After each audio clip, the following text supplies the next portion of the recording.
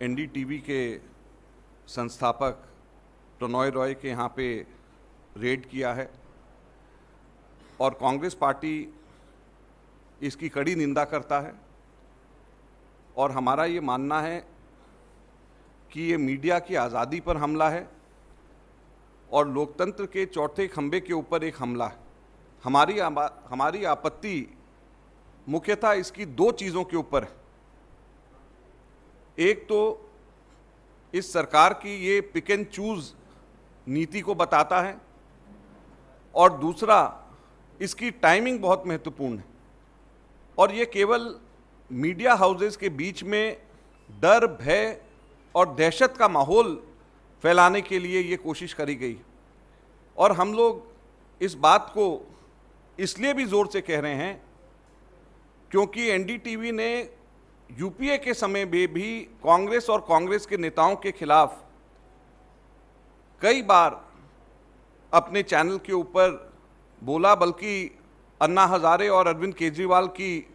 Movement जब दिल्ली में हो रही थी तो सबसे मुखर रूप से अगर कोई आगे कांग्रेस के खिलाफ में जब ये कर रहे थे, यूपीए के खिलाफ में जब कर रहे थे, तो सबसे आगे मुखर रहने वाले चैनल्स में एनडीटीवी था और कांग्रेस ने कभी भी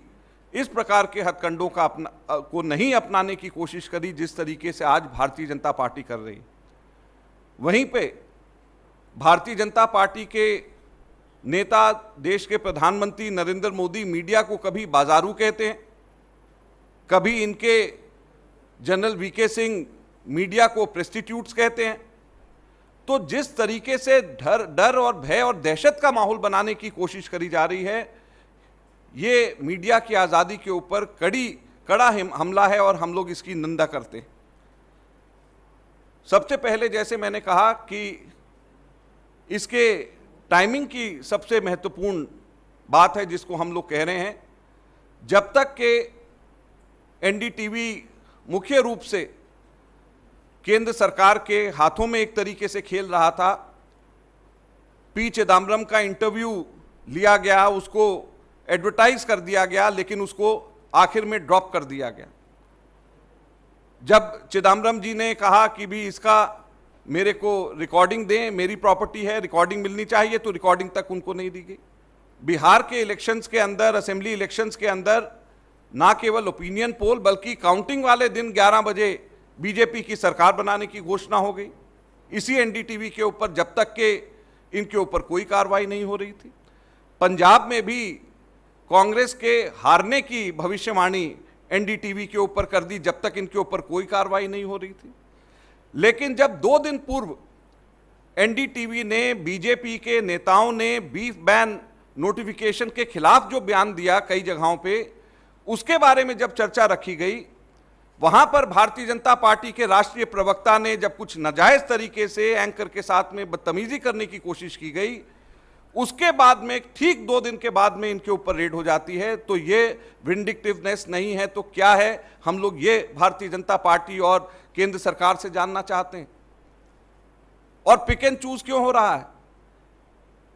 6 दिसंबर 2016 को राज्यसभा के अंदर उत्तर में इन्होंने कहा कि 1,54,000 करोड़ के लोन प्राइवेट लोगों के राइट ऑफ करे गए हैं बैंक्स के द्वारा। यही नहीं, जो एनपीए जीडीपी रेशियो भी जो है वो भी डबल हो गई है पिछले 3 वर्षों के अंदर नॉन परफॉर्मिंग एसेट्स की। तो भारतीय जनता पार्टी और केंद्र सरकार बताए कि कितने प्राइवेट इस तरीके से जो डिफॉल्टर्स हैं, जिनके लोन राइट ऑफ करे गए हैं, कितने लोगों के ऊपर सीबीआई की रेड इस तरीके से हुई है। सुप्रीम कोर्ट ने भी जब इनसे कहा कि जिन लोगों ने डिफॉल्टर्स हैं, जिनका 1,000 करोड़ के ऊपर का लोन डिफॉल्ट किया गया है, उसकी लिस्ट दी जाए, तो 85,000 करोड़ रुपए जो 57 लोगों ने जो डिफॉल्ट किया है उसकी लिस्ट तक देने से लिए आरबीआई ने मना कर दिया। उसकी लिस्ट तक के देने के लिए इन्होंने आपत्ति उसकी जताई। 9,051 करोड़ के डिफॉल्टर और भगोड़ा विजय माल्या लंदन के अंदर बैठ करके मैच चैंपियंस ट्रॉफी का देख रहे हैं, उनके ऊपर कोई कार्रवाई नहीं हुई, उनको देश से बाहर